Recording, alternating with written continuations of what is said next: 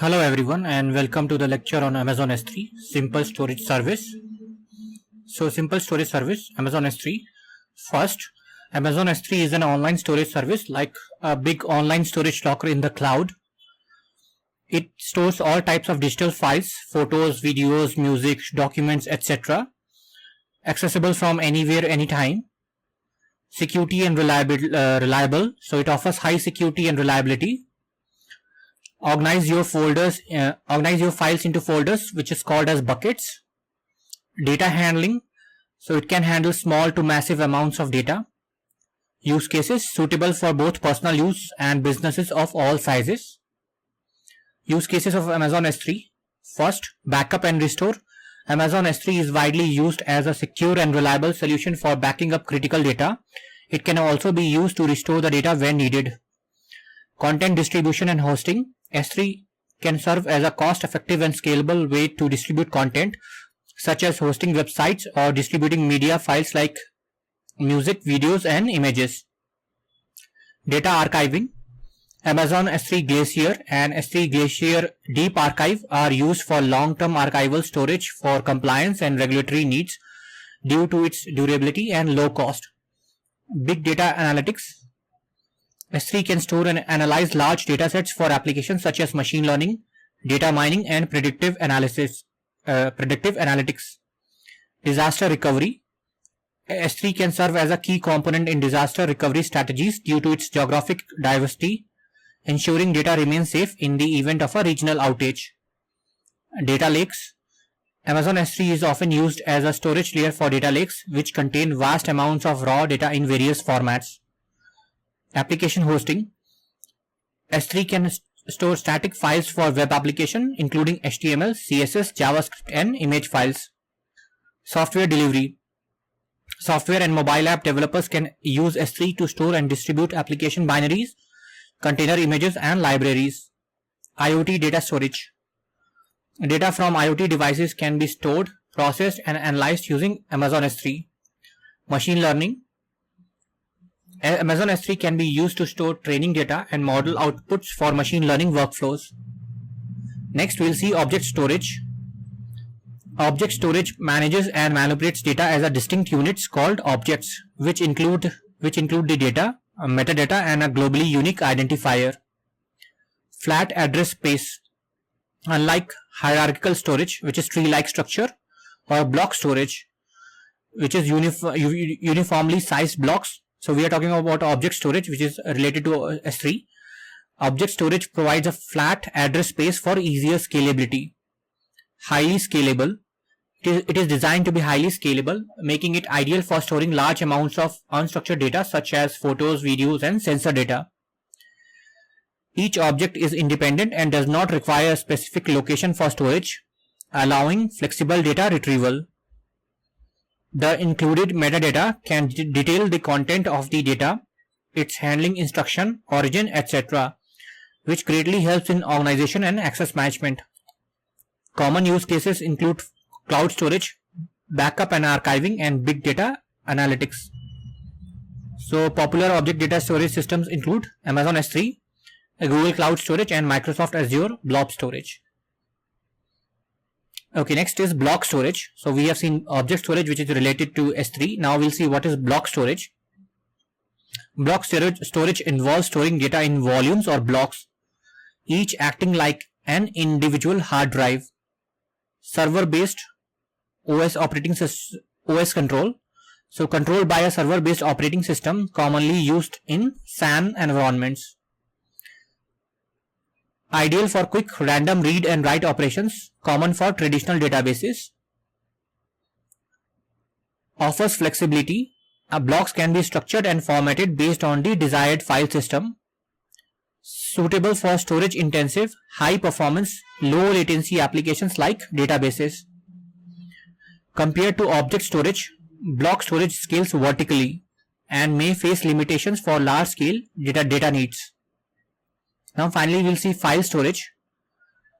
File storage involves storing data in a hierarchical structure, much like traditional file system with directories and files. Files are identified by a name and a specific path leading through its directory structure. Operates through file level protocols such as NFS or SMB, commonly used in NAS network attached systems. Ideal for shared content or collaborative scenarios where multiple users need to access and edit the same files. Simpler to use and understand than block or object storage, but not as scalable.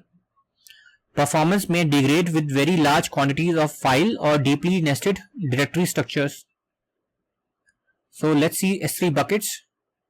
AWS S3 buckets are containers for storing data in Amazon's simple storage service. Each bucket can hold numerous diverse objects, including data and descriptive metadata. S3 service is a flat structure, but a logical folder structure can be imposed using object key names and delimiters.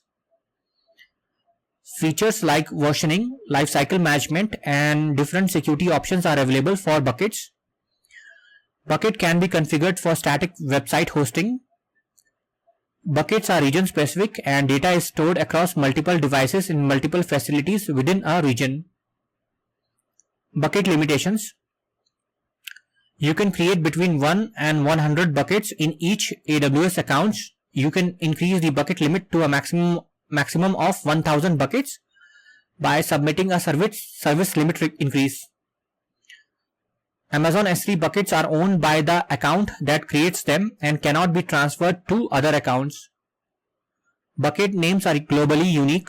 There can be no duplicate names within the entire S3 infrastructure.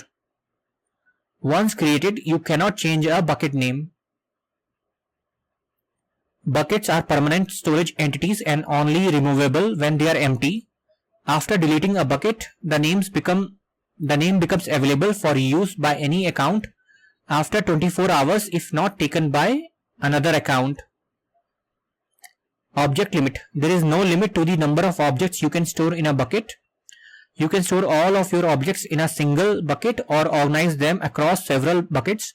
However, you cannot create a bucket from within another bucket, also known as nesting buckets. So you cannot nest buckets inside bucket.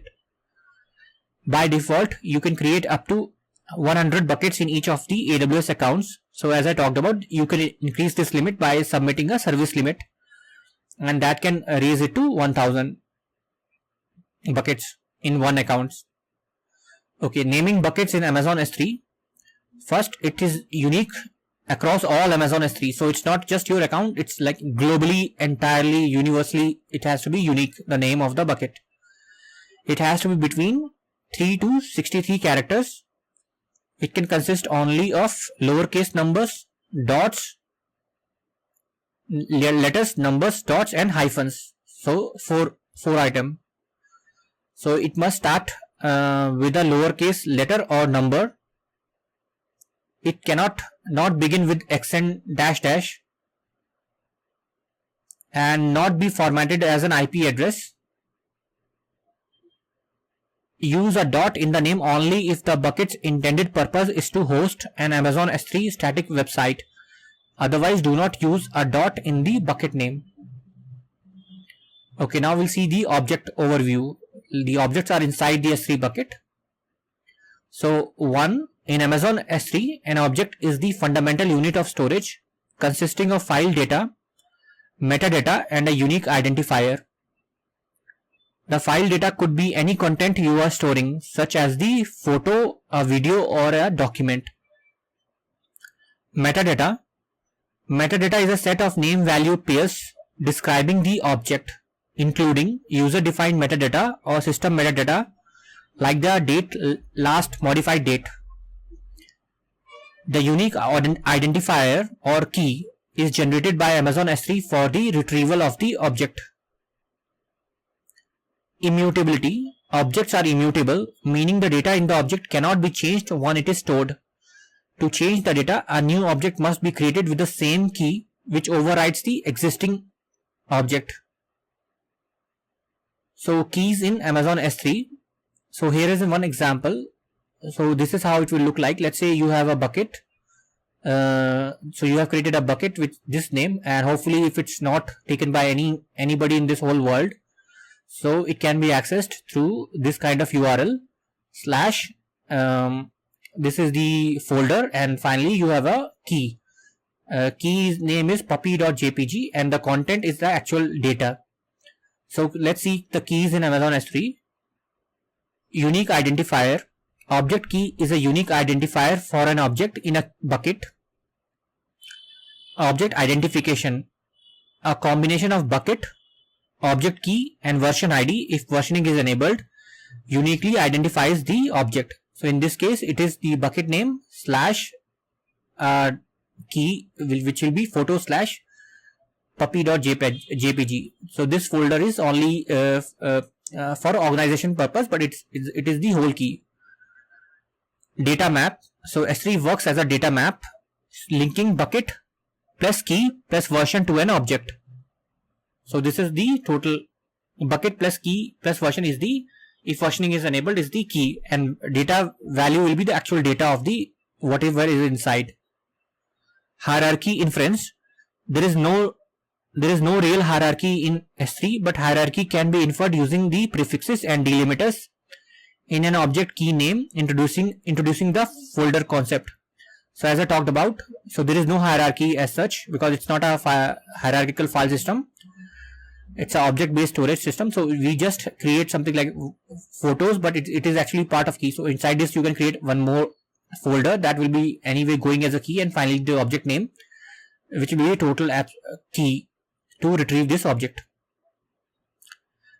Key name. Rather than actual folders, S3 provides long key names, as I talked about. Object address. Each object is uniquely addressed via a combination of web service endpoint, bucket name, key, and optional version. So for example, what we have seen, this is how we will retrieve this particular object, and it will be global across all accounts. So versioning in Amazon S3. Versioning allows for the storage of multiple versions of an object in the same bucket. So similar to, just imagine version control system like GitHub. You commit some code for the first time, then you modify the code, but you can always retrieve the code, older code. So it's exactly similar concept. It can be used to preserve, retrieve and restore every version of every object in an Amazon S3 bucket, which can help in recovery from unintended actions or application failures. So only difference being GitHub compared to any version control code, because it's a whole object, it's a binary object. So when you modify, it will keep track of the older whole binary object. So this is the only thing to note. Concurrency. Amazon S3 can store all objects if multiple write requests for the same object are received simultaneously. When versioning is enabled, Amazon S3 automatically generates a unique version ID for the object being stored. In a single bucket, two objects with the same key but different version IDs can exist. For example, two versions of dolphins.jpg with different version IDs. So you can have let's say image file dolphins.jpg. So if you enable versioning, every time you update the same image, let's say with a newer image, you can always retrieve the older version of the binary file or the JPEG image file or video file. Okay, value in Amazon S3 objects.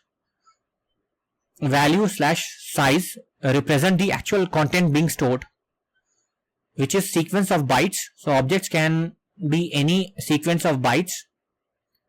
Specific byte range. The value can represent a specific range of bytes within an object. Size range. So objects in S3 can range from 0 to 5 terabyte. So objects are the actual values, the content, your binary content or your text content or video file, whatever. So those are the values, actual content, and that a single file or an object can have maximum size of 5 terabyte. So this is like single file can be up to 5 terabyte. Okay, metadata in Amazon S3 objects. Object metadata. Amazon S3 maintains system metadata for each object. Metadata processing. Amazon S3 processes metadata for purposes like object management. Metadata categories. So their system metadata is of two types. S3 control metadata. Some metadata like creation date is controlled by Amazon S3. And then you have user controlled metadata. Some metadata like storage class and encryption status can be controlled by the user. Organizing data using tags. Tag definition: a label assigned to an AWS resource with a key and optional value. Data categorization: tags categorizes AWS resources or data. Tag utility: tags assist in tracking data by criteria such as project or owner. S3 tags: key value pairs in Amazon S3 applied to objects or individual applied to buckets or individual objects. So you can have, so tags is basically the key value, like you have a label and actual label value. So you will just have label tag and what the value. So let's say department equal to IT, department equal to sales, and you can apply to buckets, objects. So basically it's a key value pair. Management and insights: using tag aids in storage management and data usage insights. So you can track who is using this data, to which it belongs and all. Tag limitations: new tags on a bucket don't apply to existing child objects. So tags don't doesn't get inherited to the child objects. Okay, bucket tags. Bucket tags are used to track storage cost or other metrics by labeling Amazon S3 buckets with cost allocation tags, which are key value pairs. So we are talking about bucket, which is the highest level. So you can create only one bucket and there is no nesting of bucket, right? So you create a bucket and you tag it, and that is used for tracking, for example, cost allocation, etc. But we are not talking about the folder. So if you can create a folder inside, which is basically a key, and you can create another folder, you can go any level deep, but we are talking about the highest level bucket only. AWS uses the activated cost allocation tags to organize your resources cost on your cost allocation report. So this is just to track like how much data is there, because AWS will charge based on how much total data is inside a single S3 bucket, right? So based on the teams and all, you can track it. Cost allocation tags can be applied to buckets and not individual objects. So this is only at bucket level. There are two types of cost allocation tags: AWS generated tags and user defined tags. AWS generated tags, for example, created by, is applied automatically after an S3 create bucket event. User defined tags are created and applied by you to your S3 bucket. After creating and applying user defined tags, you can activate them using billing and cost management console for cost allocation tracking. Cost allocation tags appear on the console after enabling AWS Cost Explorer, AWS budgets, AWS cost and usage reports or legacy reports. After activating the AWS services, they show up on your cost allocation report, which allows you to use the tags on your report to track your AWS cost. Okay, now object tags, used for data categorization and querying. Tagging timing: tags can be added during or post upload. Rules: you can associate up to 10 tags with an object, and they must have unique tag keys. So all the keys must be unique. You cannot have duplicate tag keys.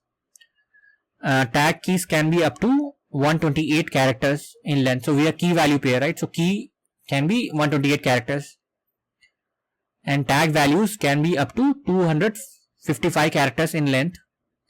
Key and tag values are case sensitive, so it is case sensitive, both of it. So benefits of tagging: object tags allow for fine-grained access control of permissions, such as granting a user permission to read only objects with specific tags.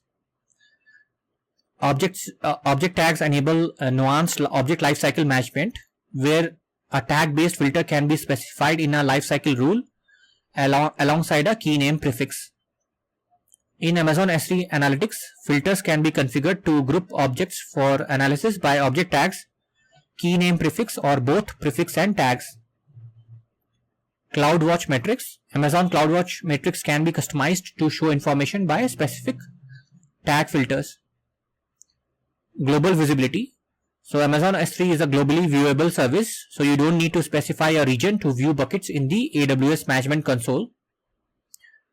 Upon creating a bucket, a region must be selected to indicate where the bucket data will reside. So when you create the bucket for the first time, you will be it's a mandatory to set which region you want the data to reside, but it will be globally accessible in case you create the right bucket policy and access permissions.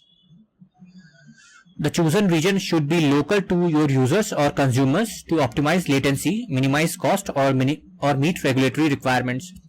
So when you create a bucket, you can choose any region, like you can use US, Europe, Asia, but it's better to choose the region which is closer to your end users, like business users or your website users, so that latency is reduced. So there is no point in if you're serving your market is in India, but you choose US for example for the bucket, because it has to unnecessarily travel when all your customers are in India. So so this is an example. For instance, if you are based in Europe, you would want to create buckets in the Europe, Ireland or Europe Frankfurt region instead of Asia Pacific, for example Sydney or South America, to reduce latency and meet legal requirements. So there are sometimes legal requirements also are there, that customer data must reside in the same country or same region. Okay, cross-region replication. Cross-region replication enables data storage in multiple regions by replicating your buckets to other regions. It allows you to automatically copy objects from a bucket in one region to a different bucket in another region. You can choose to replicate the entire bucket or use tags to replicate only specific objects with the tags you select. And that's all. Thanks for watching.